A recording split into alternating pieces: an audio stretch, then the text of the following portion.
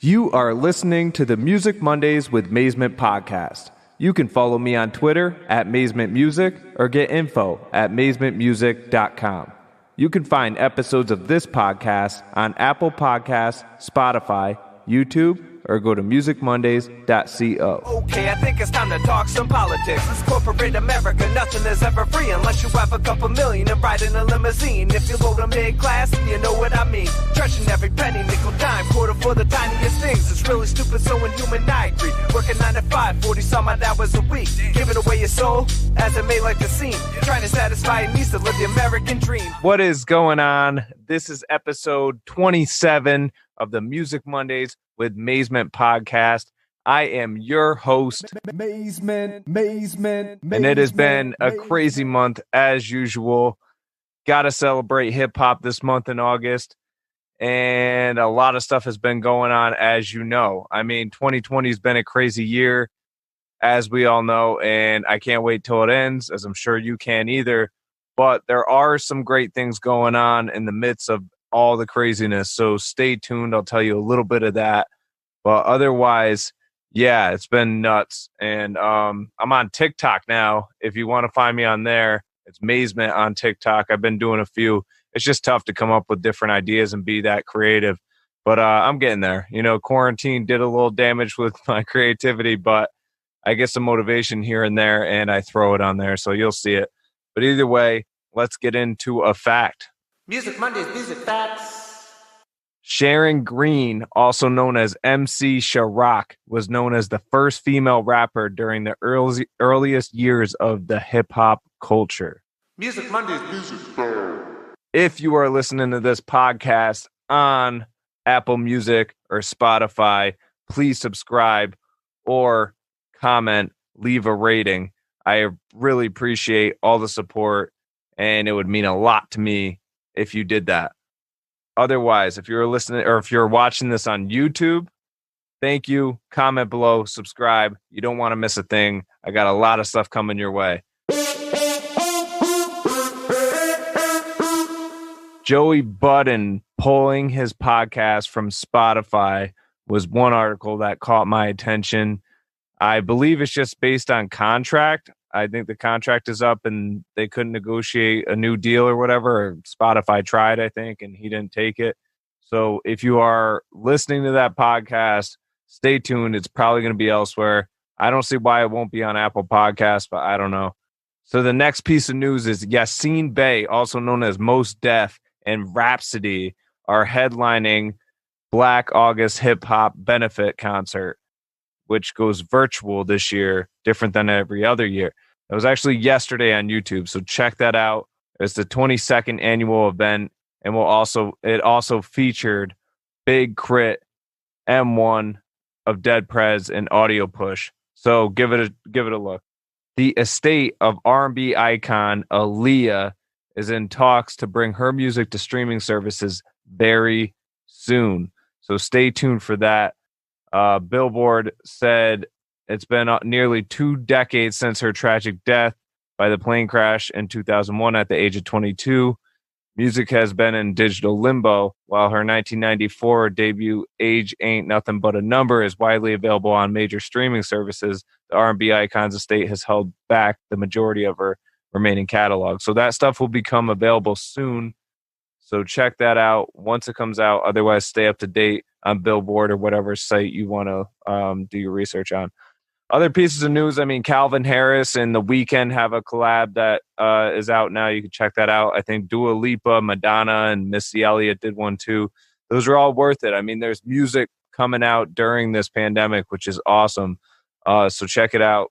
But yeah, so hip-hop is pretty big in this episode. I mean, it's the dominant factor. I'm barely going to talk about EDM or anything else because not only is August the anniversary of hip-hop's origin, but just everything going on today kind of has this feel to it, and it's about like the injustices in the world and all that is really what sparked hip-hop to begin with if you look at the history and what a lot of the early hip-hop was about. So I wanted to center this episode around hip-hop for that reason and to kind of motivate different people to do different things.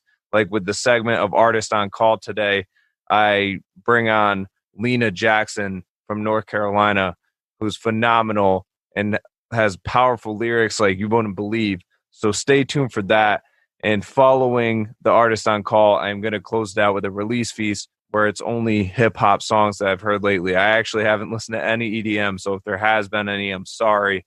I'm not bringing them up. But just these few stuck out to me. So I'm going to bring those up. I'm going to talk about those. But just there's been a lot going on. I mean, like there's a lot in the news politically. We're right around the corner from another election.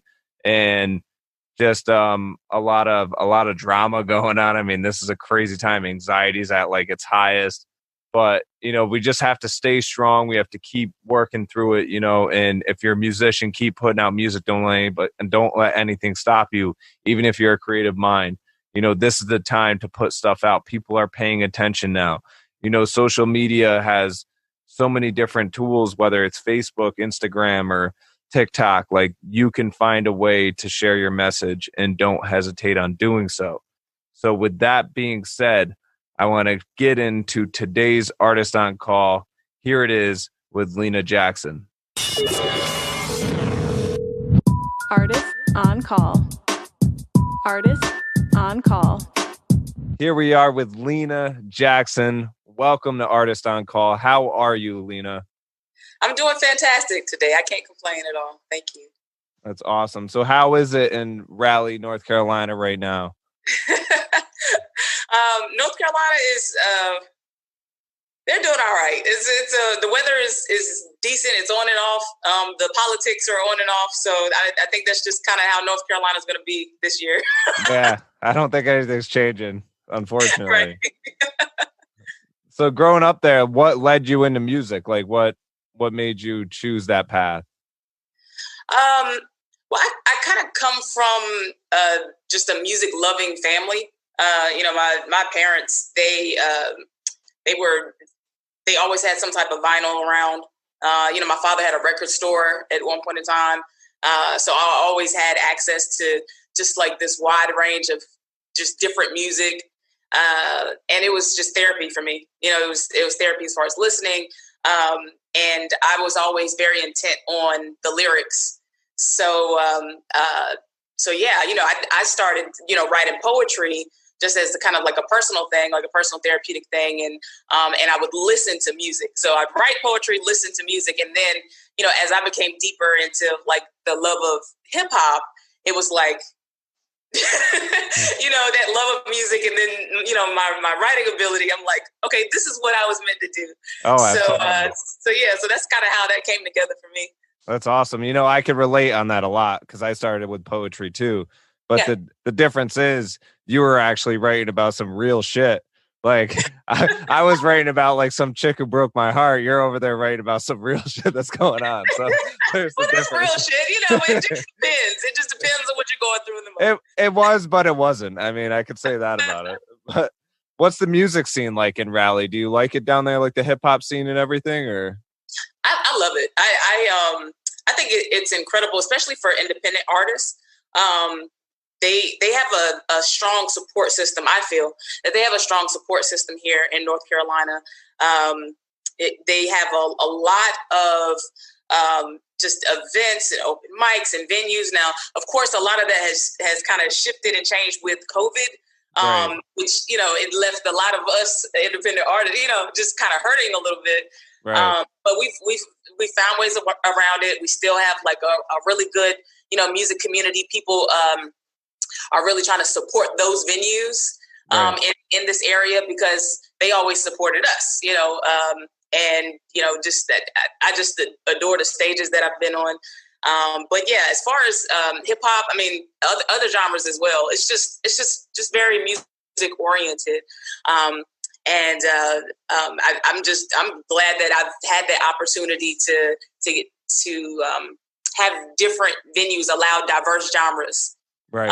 Because I'm not sure if it's always been that way or what, but it's been really dope for me just to have venues that might typically play rock or something like that to open up a really good night for a hip hop show.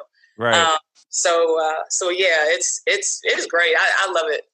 And Raleigh, I guess, who's some of the big artists that live around there? Like J. Cole's one, right? Yeah. J. Cole's from Fayetteville. I believe the baby claims Charlotte, North Carolina. And that was another thing about North Carolina, just in general. We have a lot of diversity when it comes to the sound. So, if there's like a custom or, just like a specific like Carolina sound, I'm not sure if, we have a just this one signature sound. And I think I'm all right with that, because we just have like this mixture of, just different artists, because there's like 3 different regions in North Carolina anyway. Right. So with that, like, you'd be surprised like how many people sound different from, someone another area code over. And I'm all right with that. It's funny you say that, because when I first heard you, when I was listening to like your project Grace and Alchemy that we'll talk about and like a few of your other tracks, I was trying to pinpoint. I'm like, without even reading up on anything, I was like, where is she from? I was like, so I heard a little New York. So I'm like, okay, maybe New York. And then I heard like a lot of love off of Grace and Alchemy. And I'm like, no, that's West Coast. I was like, that has like a West Coast vibe to it. At least the production does. So I was like trying to pinpoint it. So when I saw Raleigh, I was like, wow. I was like, never knew. Yeah. I couldn't pinpoint it. And that was kind of cool, because like usually it's pretty easy, especially with hip hop artists. You can pretty much tell relatively where they're from. But you were definitely a mystery when I was listening to your stuff. And it's good because you probably have influences from all around, right? Like East and West Coast. Yeah.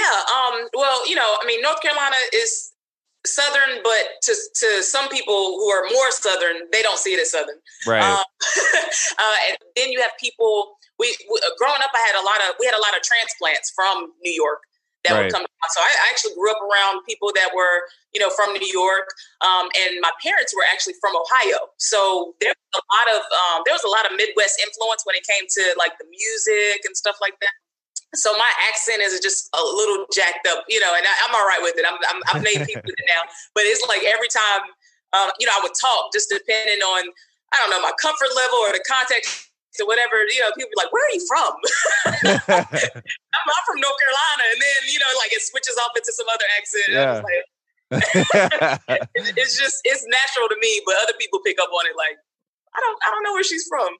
No, that's awesome, because also like when you feature with other artists too, it seems like you can blend with whatever vibe they got going. A lot of artists can't do that, so a lot of artists will just resort to their own, comfort zone or their own box that they're used to being in. But I feel like you have that diversity which separates you from others, so I could agree with that.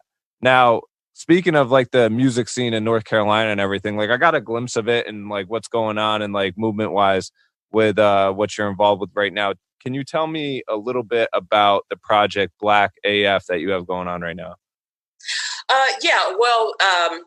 We have a wonderful woman by the name of Mir I Am here in North Carolina. She has her company Carolina Waves, and she is a curator. She's a radio personality down here in North Carolina, and she puts a lot of work in for the music scene. And she actually came up with the concept of Black AF. It's a cipher. It's a single, but it's a cipher single that we made a video for. We released it on all digital platforms. We created a challenge for it where other artists could rap over the same instrumental and with the similar message.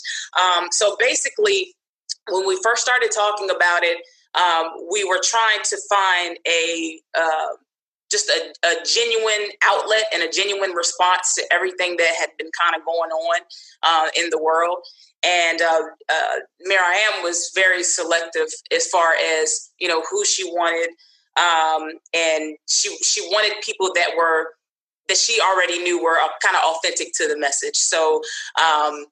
Everyone that was involved, Tag'em, Two Fly King, Juice Lord, and myself, we have all kind of touched on that subject matter before. It's something that, that was kind of like near and dear to us as artists. And so the energy and the chemistry just kind of, all came together. And we just kind of wrote from our hearts, and we brought it together one day in the studio, and then we shot the video the same day.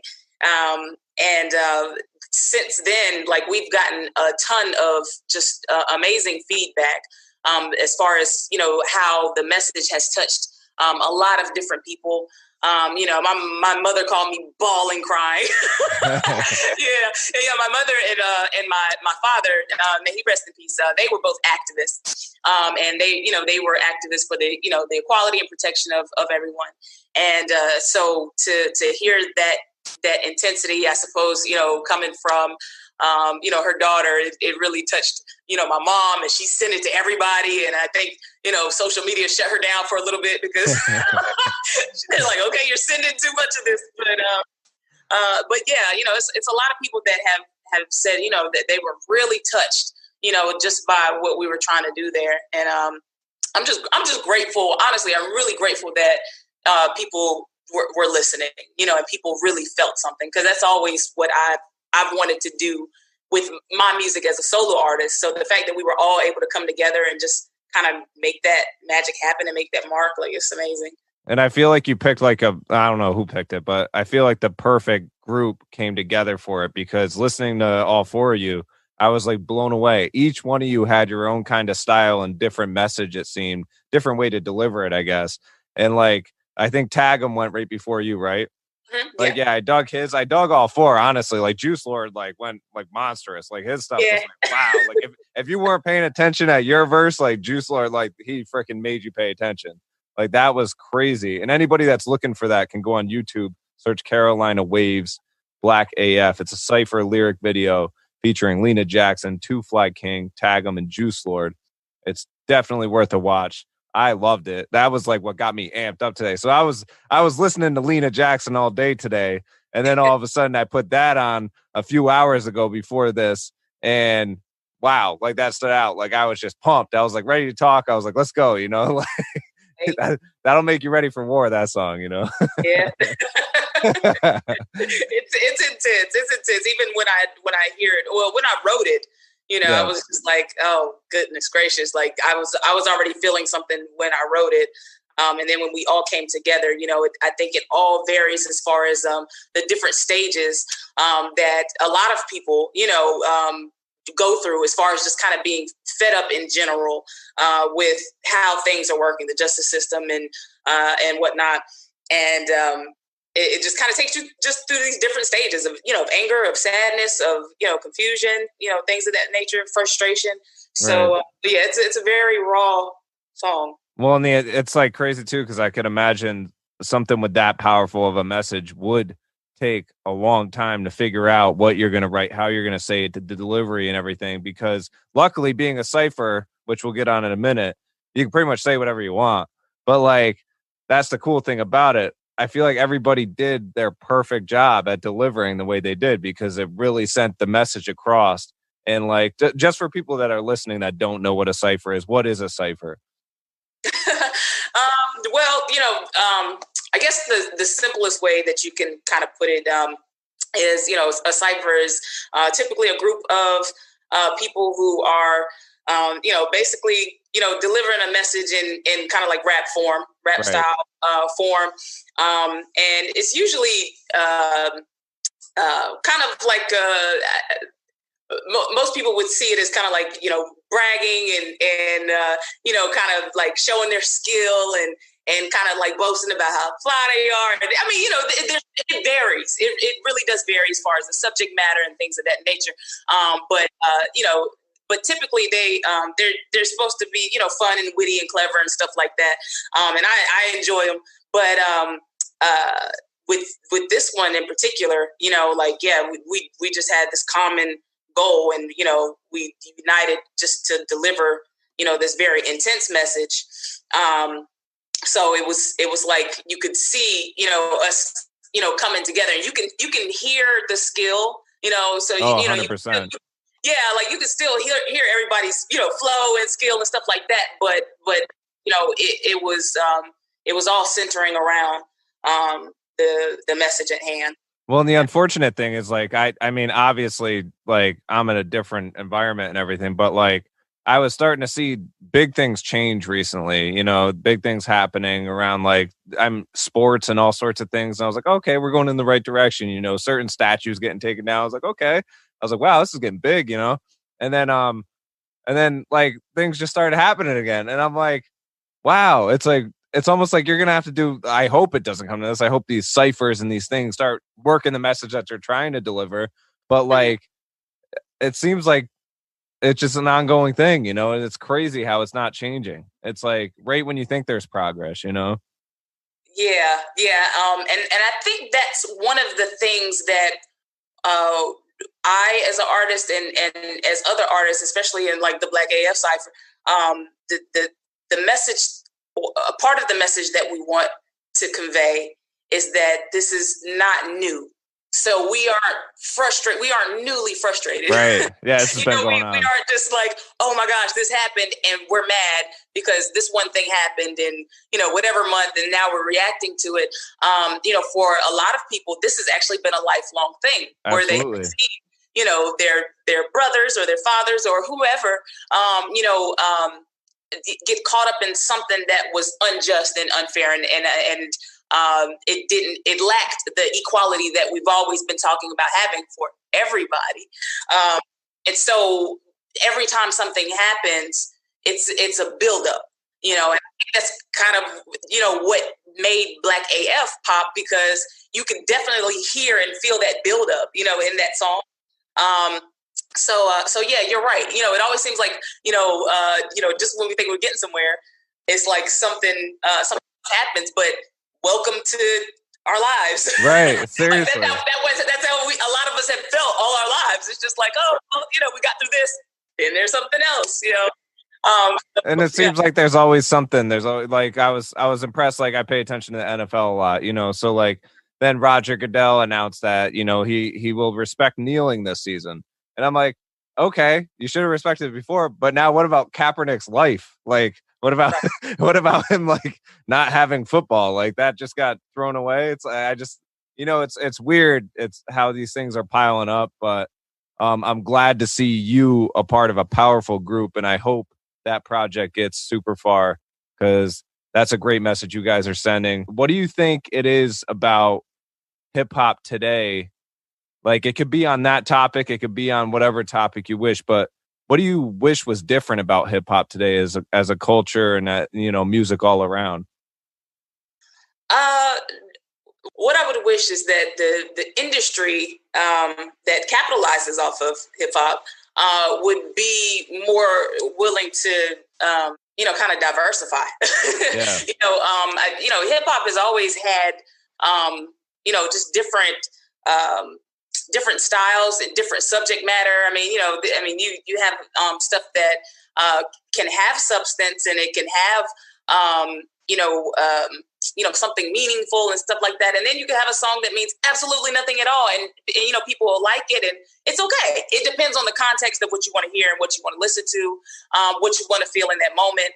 I think that if there was a balance in current day of subject matter, of lyricism, maybe kind of vary up some of the images that we see. I think that we would just have a better plate of food to pick from. That's just how I feel. I think if we're constantly putting out one thing, or maybe two things, and just constantly repackaging it and pushing it out, then it becomes it appears on the surface to become the bulk or the sum of what the genre is. Yeah. And it's like, no, there's so much more. And I would love for, even if the industry decided to just, market it and capitalize up it, I feel like they could find a strategy to still include, all these other elements. But right now I think they're just focusing on what sells. Right. It's basically, it's commercializing that one style. And that, like, to me, drives me insane, because if you listen to this podcast at all, I always talk about it, but I'm starting this new group, and that's one thing I'm having a problem with marketing. It's like, you put hip hop out there and that's what they imagine. They imagine this one style that we're nothing alike, and it's like, it's like, I'm sure you relate to the same way. Like people are like, oh, you're hip hop. Oh, you must be like this. You must be like that. And it's like, to me, it's like bullshit. Cause I'm like, no, it sounds nothing like that. It's like, I don't even listen to that. Like I listen to this, Right. It's like, I hate that too. I'm with you on that 100%. As soon as you said it, I was like, damn, she could have said that any better. But so tell me a little bit about Grace and Alchemy that I mentioned earlier, the EP that you launched with G Huff. How did you link up with him? Well, we had actually known each other for a few years before we decided to work on the project. I think we met like via social media because, we both did music, and I think we wound up connecting over, music and became friends. And then, he had the bright idea all of a sudden, it's just like, I think he might have had an idea to work on a project, and I think I was in my own head trying to figure out, working on a project, and he had the idea of us, just kind of collaborating and bringing our, two styles together. He's from Youngstown, Ohio. So the sound and the vibe and the environments were totally different. And we were just like, okay, how are we going to make this work? And it was a bit of a challenge at first. Well, I would say for me, I can't really speak for him, but for me, just not being a solo artist. So it's like having to work with somebody else when it comes to your creative process and sharing that part of you, with somebody else and coming together and making something cohesive. Right. I wasn't used to that. And, but I think that we pulled it off. I think that we did really well. Like, by the time we were actually putting out the first video and releasing the first song and stuff like that, it was obvious that we had a really good chemistry when it came to that project. So yeah, I mean, like from there, we just kept pushing, and it's a piece of work that I'm really proud of. It was a little different than my very first project, which was Darkness Brim, but I enjoyed the challenge because I really was, just challenging myself, challenging my pen, trying to find a different, trying to find a balance between, because sometimes I could just go hard. I can go really hard. And, when working with somebody else, it's like sometimes you have to know when to, go with the flow a little bit. And just know when to ease up and go harder. So, it was a great creative experience for me. You could definitely hear the chemistry in the songs. I mean, like I mentioned, like Lot of Love earlier was awesome. I listened to the whole thing. I recommend the whole thing to anybody. You can find it on iTunes and all major digital streaming platforms, wherever you want to find it. Grace and Alchemy by G Huff and Lena Jackson. The song I picked off of it to play right now was not only because I love the song, but I feel like it fit the time, it fit the vibe of the conversation and everything. And it's called Rise Above It All. So let's get into that real quick, and then we'll get right back to it with Lena Jackson.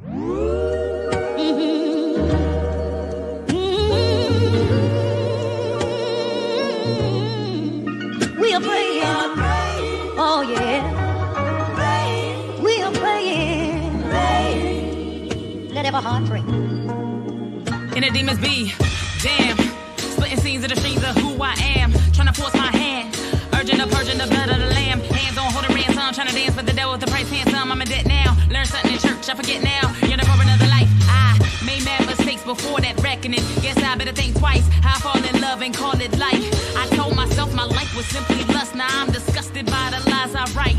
They blame Satan for they shit. I know I made my plight.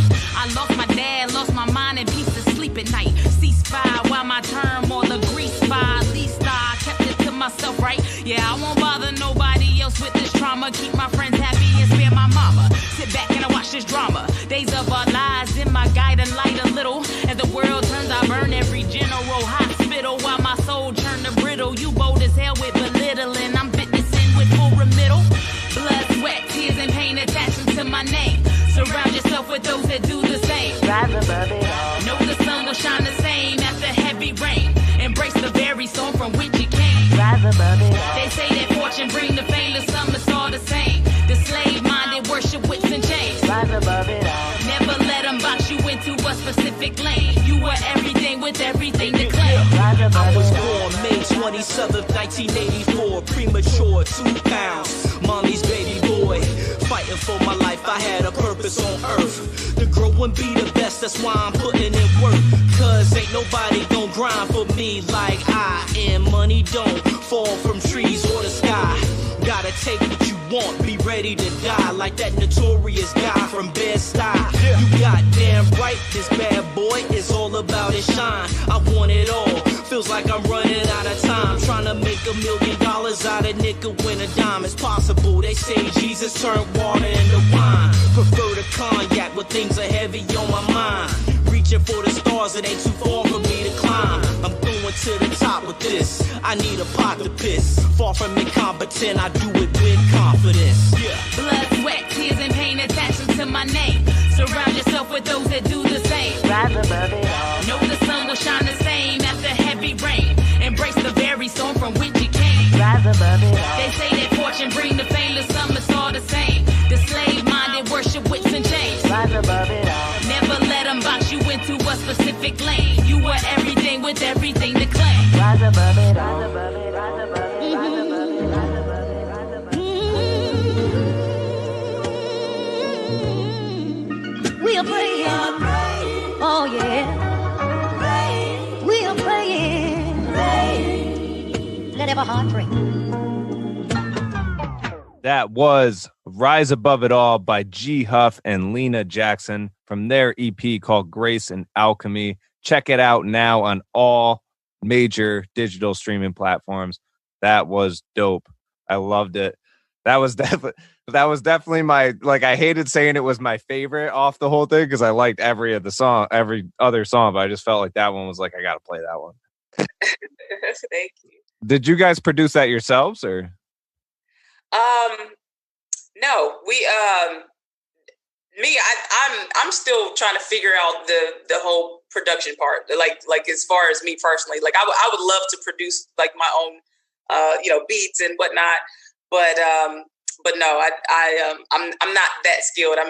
I'm still in my writing mode. So, yeah. And the producer is slipping my mind. I believe that one is produced by Il Brown, if I'm not mistaken.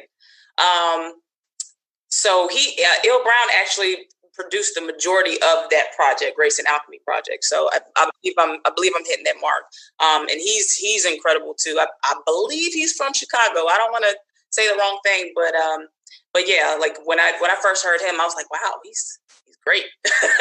He's great. So we wound up using like so much of his material, and he was a pleasure to work with. He was really excited.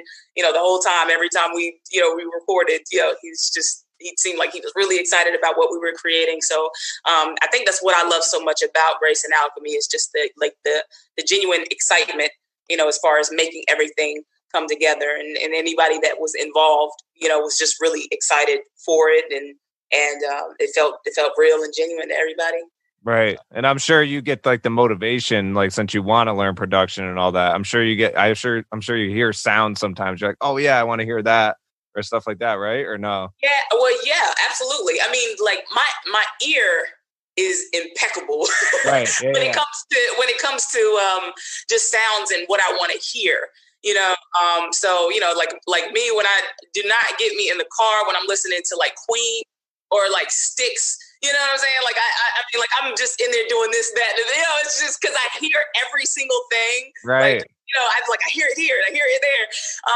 But like actually making it come to life, myself, like with my own hands, I haven't got that part yet. So I've been in the stages of learning how to make that impeccable ear, come to life and just learn the education piece of it. Well, I'm sure you know this as well, but it should make you feel a little bit better. Like I have a friend that played keys for Jay-Z in a session, and he said Jay-Z came in and just like said, play da da da da da.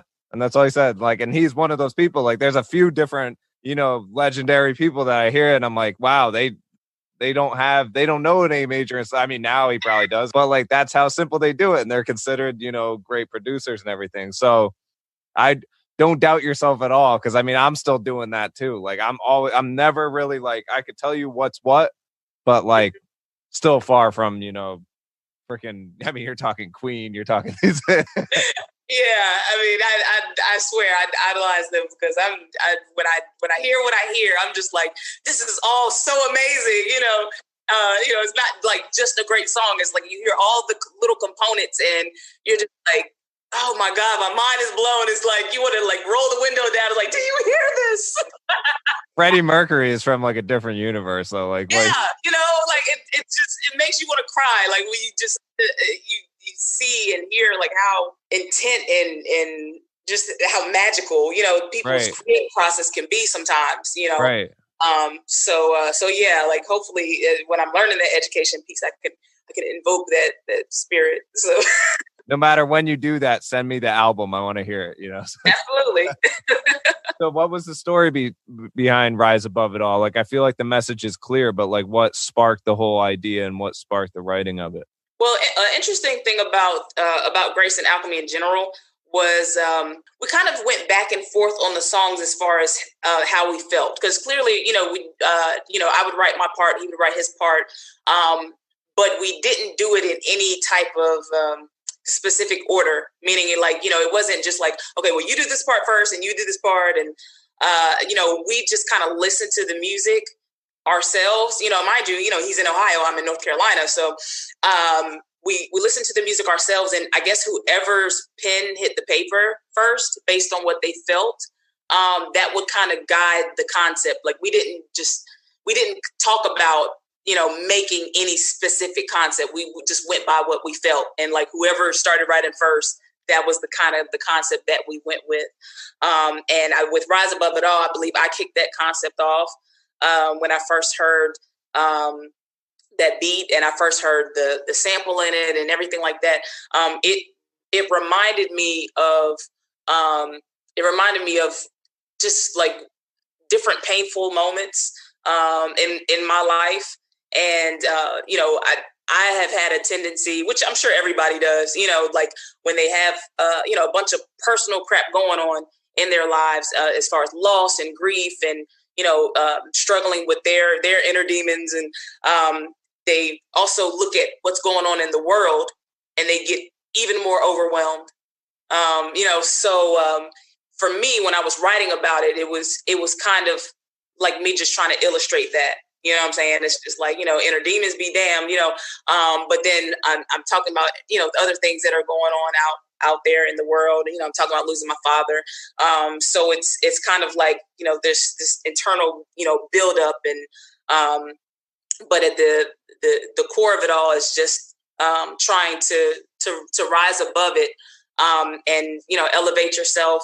And for me personally, it was like seeking some sort of redemption when it came to just overcoming those things. So the demons on the inside and the demons on the outside. And G Huff, he I don't want to speak for his piece, but at the same time, he did touch on a lot of stuff that he experienced in life as far as being born premature and some of his own struggles.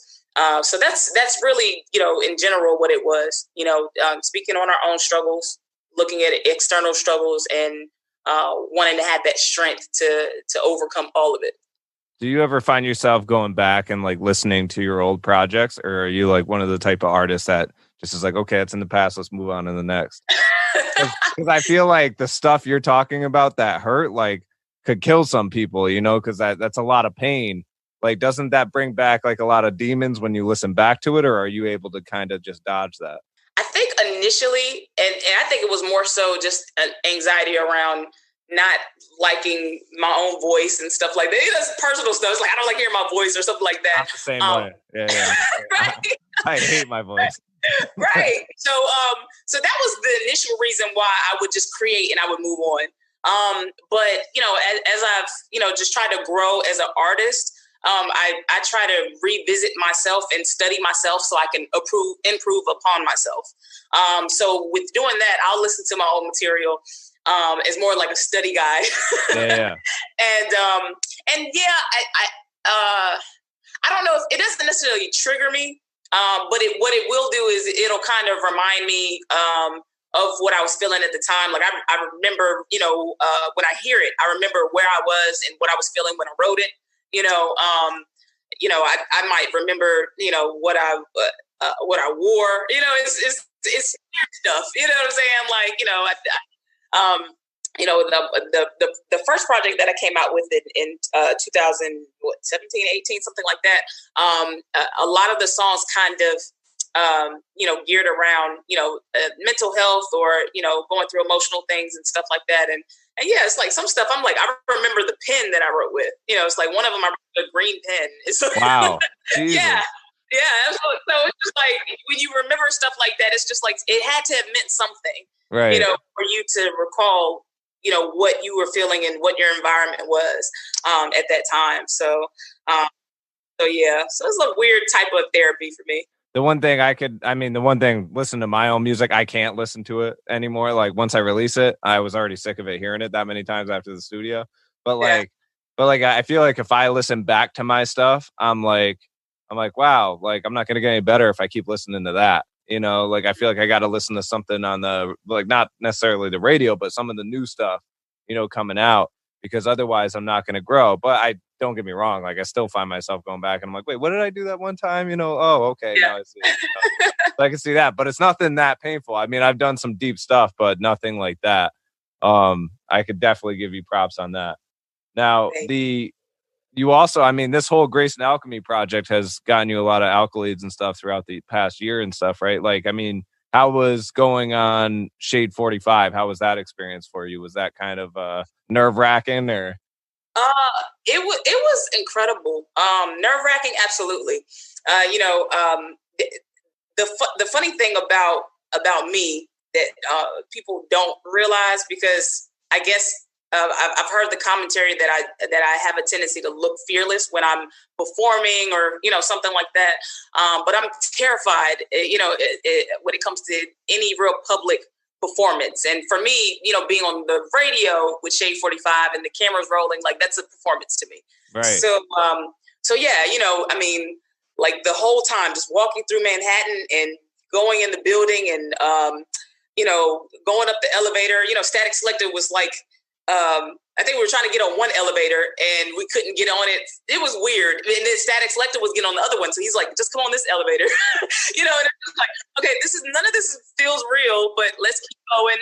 None of it felt real. Right. And yeah, my nerves were shot the whole time. And I was just like, please just don't mess up.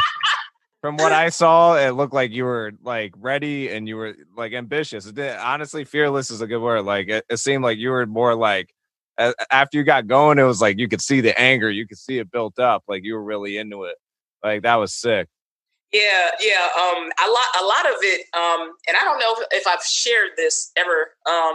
But a lot of that is. Whether I'm on stage or like you saw on Shade 45, a lot of that is me kind of purging my anxiety. I'm super shy. I have like terrible, or I have had, terrible just stage fright. I failed public speaking class. It goes deep. So because I've always just had this anxiety about. Presenting myself or anything that I had to offer in front of, a crowd that could critique you. And so that intensity is really just this buildup of nerves and fear. And I'm just like, I have to get it out somehow because, I sincerely believe in what I've created. So how do I do that? I'm definitely not going to be able to do that if not for me softly. So, how do I do that? So when people are just like, oh, you're just da da da da, I'm like, this is the only way I can do it. You would never know. Like when I first saw it, I was like, okay, she's done this before. Like, no way she didn't. This is totally pro right here. I'm watching. And like the one thing I could relate to on the performance thing is like on this anxiety. Holy crap! Like especially within the past like few years, it's been hitting me like huge. And now with COVID, forget about it. But like. Before shows, I find myself like, maybe you could relate to this. Like I find myself like being like, oh man, I booked a show. Like, I don't know. Like I'm like always trying to like procrastinate around it because I'm like afraid of it almost. And then all of a sudden you get me on stage to perform. I'm loving it. Like, Yeah. up until that moment, I'm like scared almost, you know. It's like, it's weird. It's like this weird feeling. And I've traveled like across country doing this shit. Like, there's no reason why I should feel that way. It's definitely like that, you know, for me. I'm terrified. I always think I'm about to vomit or something. Right. Yeah. You know, and like, you know, then some switch goes off and right. I do what I need to do. Turn into a different person. Yeah, that's exactly what. Yeah. So how many states have you covered for like performance wise? Have you just covered like the East Coast or? Primarily the East Coast. Yeah. Last year, I had the opportunity to finally venture out to the West Coast. You know, so I went to so I performed at a festival in Oakland, and this year, you know, there was a tour that was lined up, you know, in the springtime, and clearly that didn't happen.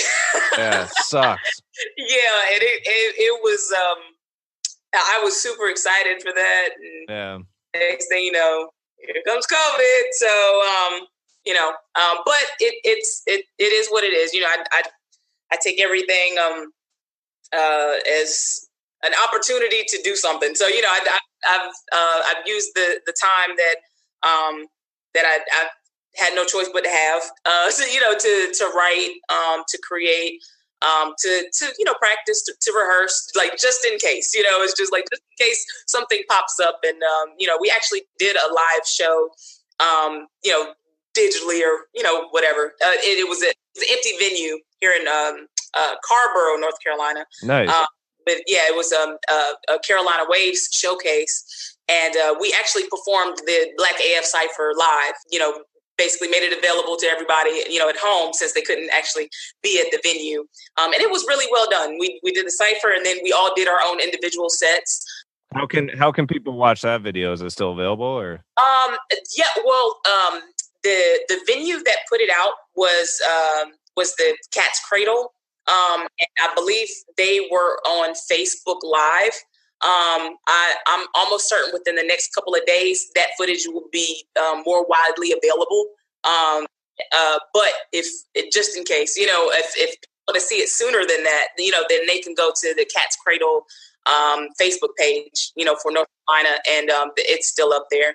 But you'll definitely be seeing it elsewhere. So. Oh, I can't wait. I mean, especially after seeing the first video, I'm like. So how does that come with like your writing process, like the music video aspect? Like I've spoken about it on here before, how like my motivation comes like when I'm writing a song, I'm thinking of the video. When you get some artists who are thinking of the live performance when they're writing. Like, how about you? Do you have anything like that envisioned, or are you just kind of another? You know, the funny thing about me is when I hear the beat, yeah, I'm already thinking of the video. So because usually when I hear the beat, I already know what I want people to feel. So I may not have the right words right then and there, but I know what I want. I know the message that I want to get out usually when I hear a beat already. So with that being said, you know, whatever message I'm trying to get out or I want to get out lyrically, I start thinking, you know, visually as well. You know, my wheels are just turning, and I can come up with a video concept and a video treatment before I come up with the verses. That's kind of cool, though. That's kind of cool because you're kind of writing the verse behind what you see visually. Like, that's kind of cool. I didn't think about that. I mean, like, I'm kind of creating it. I think I'm doing the opposite. I'm doing the words with then the video, but that's what I'm focused on as a direction. That's kind of crazy. I never thought about it that way. My mother, she was a actress, so you know she's done plays, she's done you know, some independent movies, she's done telenovelas, you know, which is like the Spanish soap operas. So you know, I think I have a little bit of that in me as well. So it's like, you know, even though most of what I do is, you know, considered, you know, audible, right. I'm always thinking visually also as far as what people, you know, can see. And I think every video I've done so far, I thought of before I finished the verses too. It's just something that just naturally comes. Like I don't force it, but I'll start thinking of, you know, just different scenes, and I'm thinking of editing. Right. It's just crazy. So you have experience with video editing and stuff, or? I'm actually getting into it now. You know, because when I see other people and, I reach out to other people for the things that I need, and when I'm trying to put out a vision, I find it fascinating to see people, work with their skill set. And, I'm in awe of it, but, I would also like to learn it myself, It's one of those things that I'm in the same boat. You probably know a little bit more than me about it, but like, you'll never stop learning it. It's like audio engineering for me and production and everything. It's like, you're never gonna stop learning. It's like right when you think you got it, nope, you don't. You still yeah, don't. I'm already figuring that out. But to me, it's the same thing with music and with writing. It's just like people are just like, oh, you're this and you're that, and I'm just like, I could do better. So you're still going, yeah, no, 100%. I want to still keep sharpening my craft. I get the ideas like you do. Obviously we were talking about it where you come up with the lyrics after you do the video. My thing is the videos I'm picturing are like $100,000 videos. So it's like, I'm not thinking of price tags when I'm coming up with the concept. So by the time the song's done and I go to like the drawing board for the video, I'm like, wait, how the hell am I going to do that? Yeah. Like, that's not, where did that alien spaceship come from? Like, how's that going to happen? It's like, the funniest thing is, I did a video for one of the songs on Darkness Brim. It's called Siberia. And in the Siberia video, it's kind of like a spooky vibe. It was supposed to kind of have a deeper concept, but in any case, like what you see visually, there's just like there's some monsters and some demons in it and stuff like that. And I saw a video by Lil Nas X fairly recently, and I was just like, now, if I had the budget, if I had his budget, then this is probably what more so my vision would have looked like. Right. He's like jumping into the moon and shit. Crazy. And I was like, this is really what I kind of wanted to happen. But, I still love, what I've created because it's like I made stuff work, with my budget and with the material and stuff like that. So, I'm proud of what I do, but you're right. If I could, have that budget where I could just, fly off buildings and stuff like that. Seriously. Yeah. And let me just forewarn you, don't try it till you have the budget, Flying off buildings is not a joke. Right. I'm playing it safe. Just the couch. Just the couch. Well, that's the thing too. Like I've noticed, not to go on about it too much, but like I've noticed like a lot of video editing effects really aren't that what they seem, like, so sometimes you'll see somebody jumping off a building when it's really a freaking green screen and they're just standing on a platform or something. So that $100,000 look is actually $100 or $200. It's not that big of a deal. A lot of people don't see that. And this part of the podcast, we don't want them to hear because we don't want them to know our secrets. But that is the truth behind a lot of music videos and a lot of movies and stuff. But yeah, so what's life looking like for the rest of 2020 for you? Yeah, I do have an EP.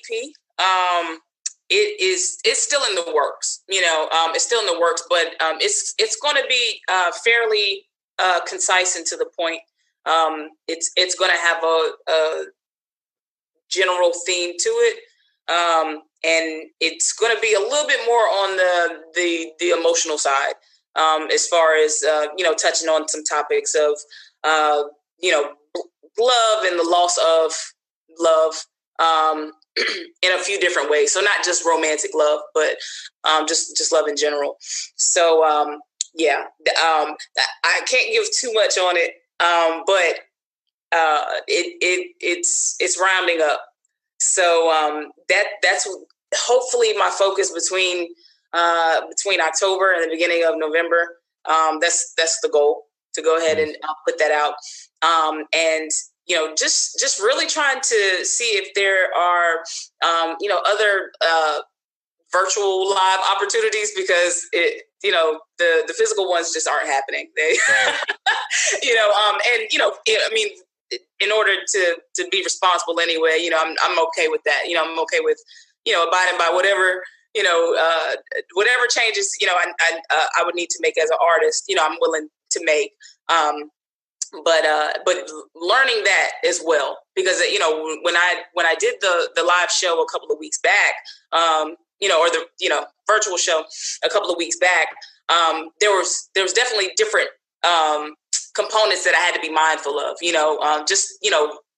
for copyright purposes, and just different stuff, just different ways I had to just present certain concepts. Right.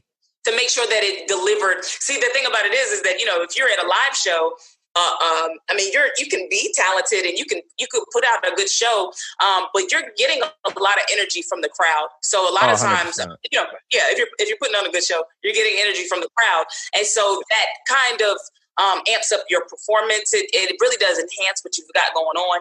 So how do you get your workout and your spark and still make that impact on people when there's nobody there? Right. When there's nobody like really down there in that pit, and they're just at home eating chips. How do you make that mark on them? You have to kind of put it out in a slightly different manner, and so I want to continue working on that, and just being sure that I know how to reach people just in the comfort of their own homes. Right. You've got people that are psyched to go to a show, so that's already part of you kind of already have a part of your foot in the door, because they came to see you and they came to the show, so they're psyching themselves up to like it anyway. They're hoping that they like it. Right. Somebody that's sitting at home with a toddler running around, they don't have anything to lose. They can, they don't have to like this at all. They can just turn it off. Oh yeah, seriously. Yeah. So it's like, how do I captivate people, who could be watching Netflix? Yeah. I guess like websites, like domains are a good way to start, especially for like Lena Jackson music.com. You can go on there and post a live performance like it'll be on at this time. Because, Facebook and stuff, the hardest part, too, is capturing the quality, because that live concert quality is very hard to mimic. You could get, like, studio quality. Like, yeah, that's great and all, but that's not what you go to a concert for. You want to hear the acoustics in that venue or outside, wherever it is. You want to hear that environment. So I could totally relate to you on that. And, like, I've spoken about it on past episodes, too. Like, drive-in concerts are a huge thing right now, because they're socially distant or whatever. But I feel like those are going to come to an end too, because there's different people that don't really follow the rules with those and stuff. And I feel like who knows what's going to happen this fall and the winter, So it definitely is. It does make me curious to see what is going to be, with concerts and with live shows. It's kind of, in a way, it's exciting because it's like maybe there's some innovation behind something that we don't know about yet.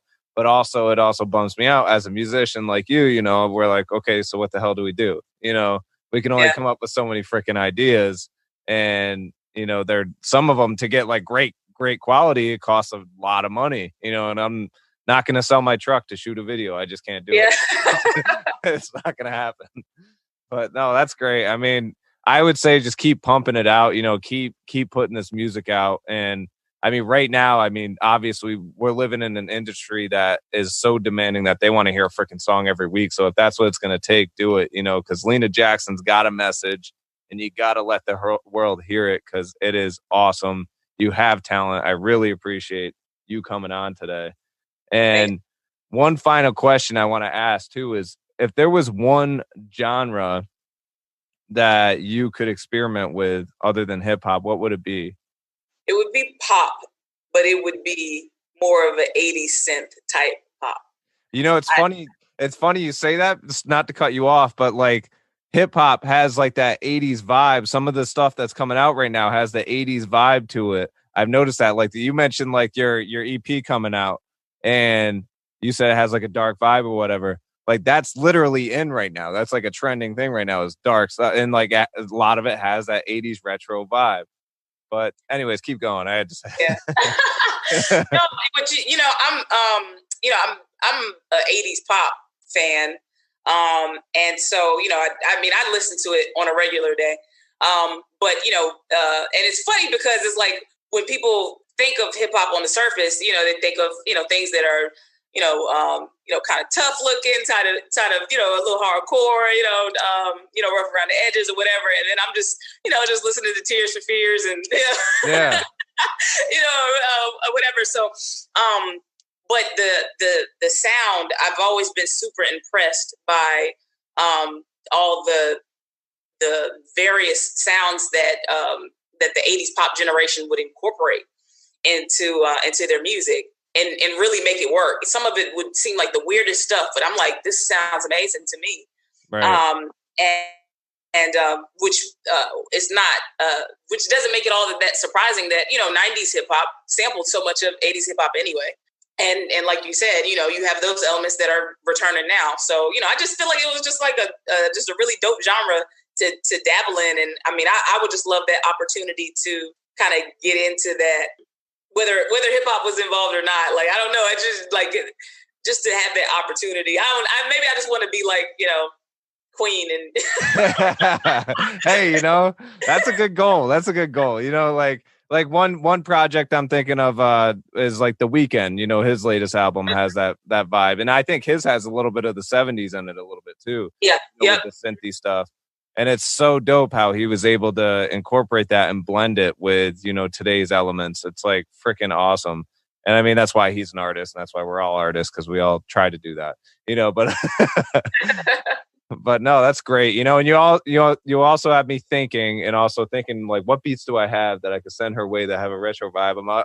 I'm one side of me is thinking of that already. So don't worry, I'm gonna get you something that has a retro vibe, get some pop action going. Because that's one reason why I asked that question, is because I want to hear something out of your comfort zone that you're ready to experiment with. Because I feel like that's like, not that your artistry doesn't appear elsewhere, but like that's really where you're going to discover more about yourself as an artist. You're going to be like, wow, like didn't know I would have done this with that, Yeah. Once again, thank you for coming on Artist on Call. I really appreciate your time, and keep spreading the message, keep fighting your fight and putting out great music, great hip hop music to be exact. And until next time, you guys can find Lena Jackson on lenajacksonmusic.com, lenajackson.bandcamp.com. You could also find her on Instagram, Facebook, and Twitter /LJackPower. Thanks again for coming on, Lena, and I wish you the best of luck. Thank you so much for having me. I really appreciate being here. I really enjoyed this. Thank you. If you weren't motivated before, I guarantee you are now. Like I said, we're going to close off today's episode with a release feast. Release feast. So the first project I want to bring up in this release feast is Cut 'Em In by Anderson .Paak featuring Rick Ross. It is a single they just released. I think they did it in time for Madden 21 to come out, but you got to check it out on Spotify, Apple Music, YouTube, wherever you listen to music. It's called Cut 'Em In by Anderson .Paak featuring Rick Ross. Another one that I listened to on Spotify, if you haven't listened to, if you're not aware, I do have a public playlist on Spotify called Hip Hop Exists. And on that playlist, I put different songs that I do on here and just different songs I come across throughout the month or whatever. So check that out. These songs are on there. Another one I found and put on there was Black Way featuring Busta Rhymes. The song is called Intense. It is an awesome song. You got to check it out. Sick flow, like unreal. Rare flow you don't hear today, but obviously Busta Rhymes delivers that in most of his songs anyways. He was kind of like repetitive with his flow compared to like some songs he's done before. I've definitely heard his flow come on, like I can't even think of a song specifically, but he's definitely done that flow before. But either way, Black Way is new to me and he killed it. I loved it. I'm going to listen to more of him. The final project I came across was Entrepreneur, a single by Pharrell featuring Jay-Z. I mean, one reason I'm coming up with this, or one reason I'm including this in the release feast, is because of what's going on in hip-hop and everything today and what's going on in the world. But also Jay-Z is reappearing in music right now, and that's kind of cool. It's a good song. It's definitely different, and they did it for a cause. So check it out. It's called Entrepreneur. It's available on, I think, all streaming platforms. So check it out there. But yeah, otherwise, that's pretty much it for today's episode. Thanks for tuning in. If you are listening on Apple Music, please subscribe or comment. Let me know what you think of this, or shoot me an email, musicmondays@mazement.co. If you're watching this on YouTube, subscribe, comment below. I really appreciate all your support. But until next month.